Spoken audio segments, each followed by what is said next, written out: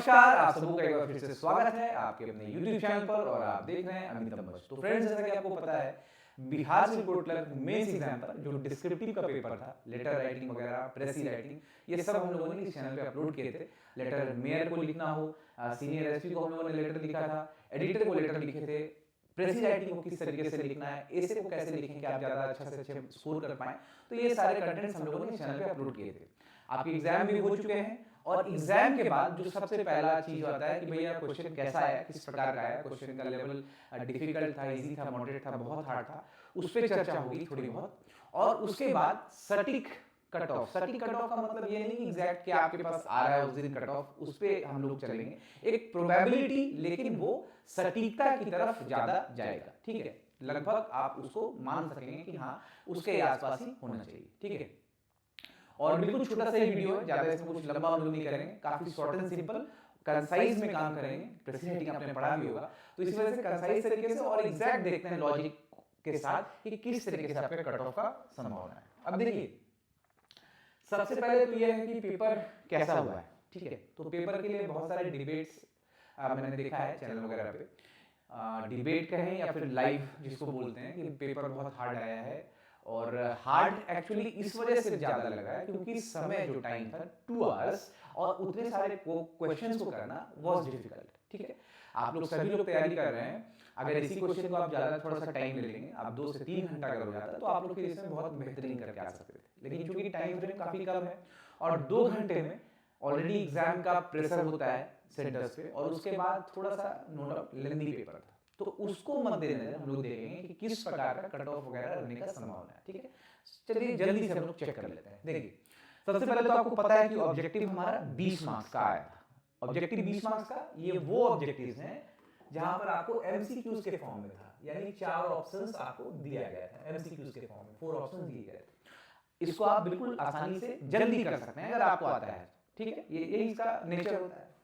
अब डिस्क्रिप्टिव में देखिए 30 मार्क्स जो था, तो अब ये जो 30 मार्क्स के डिस्क्रिप्टिव थे वो वन लाइनर की तरह था। वन लाइनर मतलब आपको बहुत कुछ नहीं लिखना है, बट वन लाइनर था वो, और इसी में से कुछ मैथ्स का अगर क्वेश्चन है तो फिर उसको आपको सॉल्व करना है, नो डाउट रीजनिंग है तो सॉल्व करना है। तो कुल मिला के ये जो डिस्क्रिप्टिव है ये भी बहुत जल्दी करने वाला डिस्क्रिप्टिव नहीं है। 2 इसमें वन लाइनर भी थे, लेकिन बहुत जल्द आप इसको नहीं कर पाइए क्योंकि मैथ्स वगैरह भी था और रीजनिंग वगैरह भी था, कंप्यूटर रिव्यू क्वेश्चन थे जिसमें थोड़ा सा आपको टाइम लगता। ये हो गया। उसके बाद इंग्लिश राइटिंग और हिंदी राइटिंग, ये जो दोनों आप सेक्शन देख रहे हैं 20-20 का, तो इसमें आपको लिखना था। इसमें कुछ भी आपके पास वन लाइन या वन वर्ड जैसा आंसर आपके पास नहीं था, आपको पूरा पूरा लिखना था। ठीक है, तो कुल मिलाकर जो हमारा मेंस का जो पेपर था वो इसलिए थोड़ा सा लेंदी हो गया क्योंकि टाइम कम, क्वेश्चन ज्यादा। तो आइए अब कट ऑफ हम लोग देख लेते हैं कि कट ऑफ को क्या करना है। अब देखिए, कट ऑफ को जब हम लोग डिस्कस कर रहे होंगे तो कट ऑफ के लिए बहुत ज्यादा डिस्कशन कुछ भी नहीं करना है। देखिए, बड़ा शॉर्ट एंड सिंपल है, समझिएगा। 90 मार्क्स के क्वेश्चन है आपके पास। ठीक है, 90 मार्क्स के क्वेश्चन है। अब देखिए कौन क्या बोल रहा है उस पर तो हम लोग डिस्कस नहीं कर पाएंगे, बट मेरे हिसाब से जो लगता है वो मैं आपको बता रहा हूं। ठीक है, देखिए 90 मार्क्स के क्वेश्चन में आप 10 माइनस कर लो पहले, ये हो गया 80 मार्क्स। ठीक है, अब आप ये समझें कि चूंकि पेपर काफी लेंदी है तो हम लोग 80 मार्क्स को ही कैलकुलेट कर रहे हैं, जो मैं आपको बता रहा हूं जिस तरीके से मेरा कट ऑफ का एनालिसिस का तरीका है वो आपको बता रहे हैं। 80 मार्क्स हो गया, 80 मार्क्स। देखिए, इसमें हो सकता है आप लोगों को डिबेट हो, आप लोगों को लगे कि शायद ये सटीक ना हो, या फिर कुछ लोगों को लगे कि सही बात है, ऐसा ही होगा। तो आप देखिए, ये मेरा पॉइंट ऑफ व्यू समझिएगा। अब 680 मार्क्स जो हो गया, तो यहां से आप एक बात को समझ लें कि 62 से लेके 65%, ठीक है, 62 से 65 का मतलब हो गया कि आप राउंड फिगर में बता रहा हूं 50 से लेकर 55 के बीच में। ठीक है, 50 से लेकर 55 के बीच में अगर आप मार्क्स लेकर आ रहे हैं यूआर कैटेगरी में, ठीक है, I am talking about general category.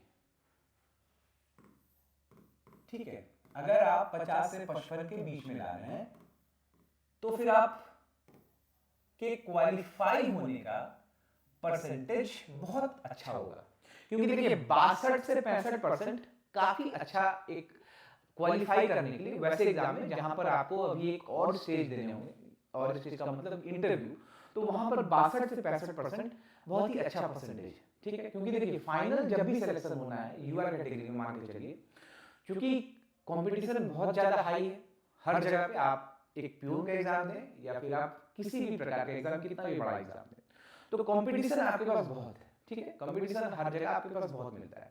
तो इस वजह से अगर आप 62 से 65% मेंस में लेके आ रहे हैं, तो मेरे हिसाब से आप श्योर शॉट मान के चलिए, श्योर शॉट मतलब ऑलवेज देयर इज अ थोड़ा बहुत संभावना है कि हो ना हो, लेकिन फिर भी आप इसको लगभग ज्यादा चांसेस मान सकते हैं कि आप यहाँ पर क्वालिफाई कर देंगे फॉर द नेक्स्ट स्टेज। और नेक्स्ट स्टेज क्या है, तो वो है इंटरव्यू, ठीक है। तो वो है इंटरव्यू। बात समझ में आ गया? 50 से 55 के बीच में।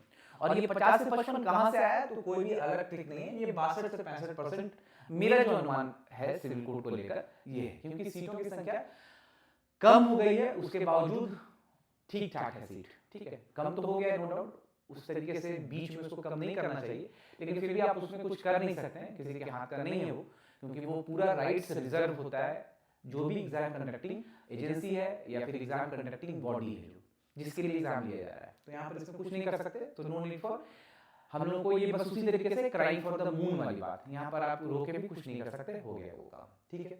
तो अब 50 से 55 अगर आप अनरिजर्व में हैं, तो आप मान के चलिए आप क्वालिफाई करेंगे। अब देखिए ओबीसी जो आता है, अदर बैकवर्ड क्लास, तो अदर बैकवर्ड क्लास और यूआर में बहुत का अंतर नहीं रहता, ये आप बिल्कुल समझ।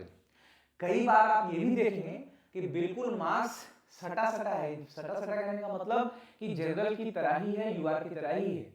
जैसे यहाँ पर आपको दिख रहा है ना 50 से 55, सपोज करिए 54 कट ऑफ आपका चला गया, तो जरूरी नहीं है कि ओबीसी का कट ऑफ बहुत इसमें नीचे जाता है, हो सकता है कि 53 हो कट ऑफ, 52 हो कट ऑफ।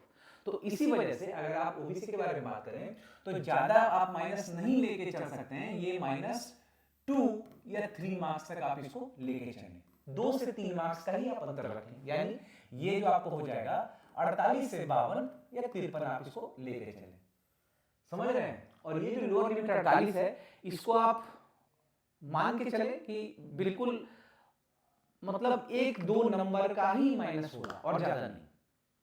और उसी तरीके से इकोनॉमिक वीकर सेक्शन में भी क्या है, इकोनॉमिक वीकर सेक्शन में ज्यादातर जो यूआर के लोग हैं तो उनके पास ये सर्टिफिकेट है, तो जिस वजह से जो आपका इकोनॉमिक बैकवर्ड क्लास है उसमें भी बहुत ज्यादा का डिफरेंस आपको नहीं पड़ने वाला है, ठीक है। देखिए एक बात और है, जैसे वैकेंसी जो है 1000, 1500, 2000, 2500 इस तरीके का जो भी वैकेंसी आ रहा है यहाँ पर, तो बहुत ज्यादा का अंतर आपको ईडब्ल्यूएस वगैरह में आपको नहीं देखने को मिलेगा, ठीक है। अब देखिए इसका लॉजिक भी और समझिए, 40 के लोग पास कर रहे हैं प्री, यानी कि 40,000 आपके लोग पास कर रहे हैं मेंस को देने के लिए, ठीक है।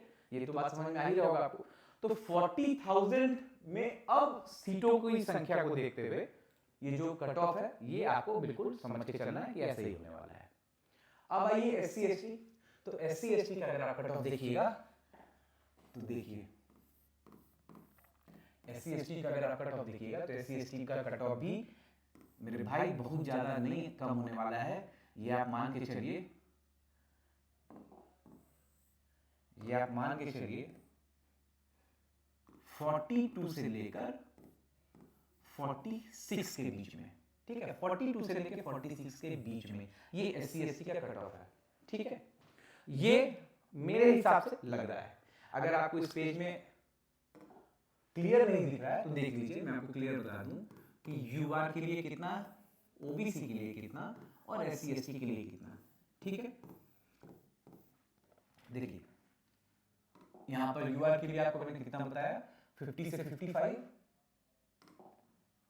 50 से 55, ये आपका 48 से 53 के आसपास मान के चलिए।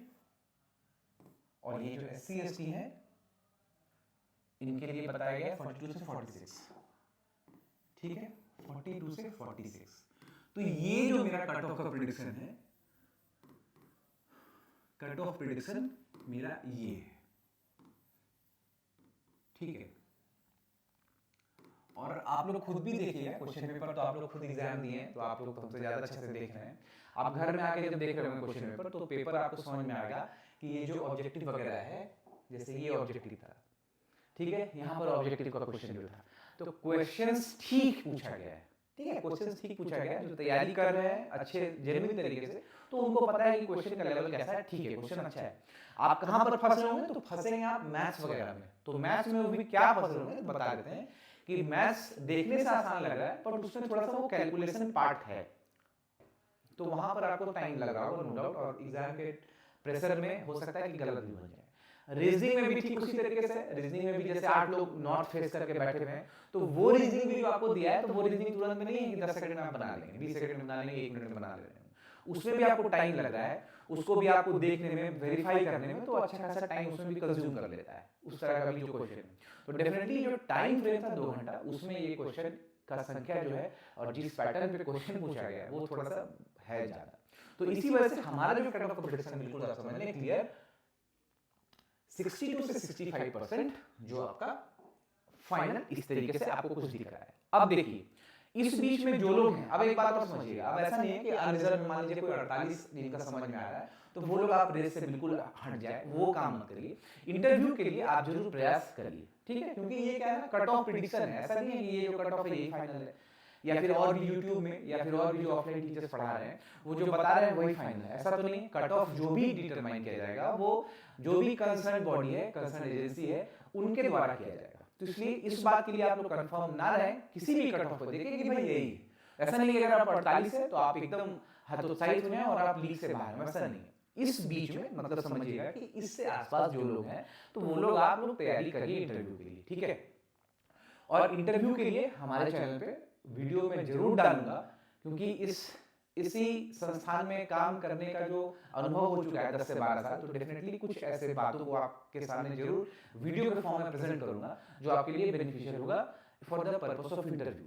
और अगर आप लोग चाहेंगे कि लाइव भी कभी आके हम लोग काम करें तो लाइव में भी हम लोग इसको कर सकते हैं, कोई दिक्कत नहीं, ठीक है।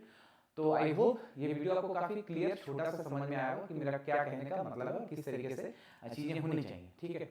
इंटरव्यू के लिए हमारा वीडियो जरूर आएगा, जल्दी ही आएगा, और आप उसको जरूर देखें, और 100% that will become very fruitful for all of you who are going to take the interview for Bihar civil code clerk mains exam, ठीक है। तो इसी चीज को आप समझिए, और 1 नंबर कम है ज्यादा है, हतोत्साहित नहीं होना है, बहुत ज्यादा खुश नहीं होना है।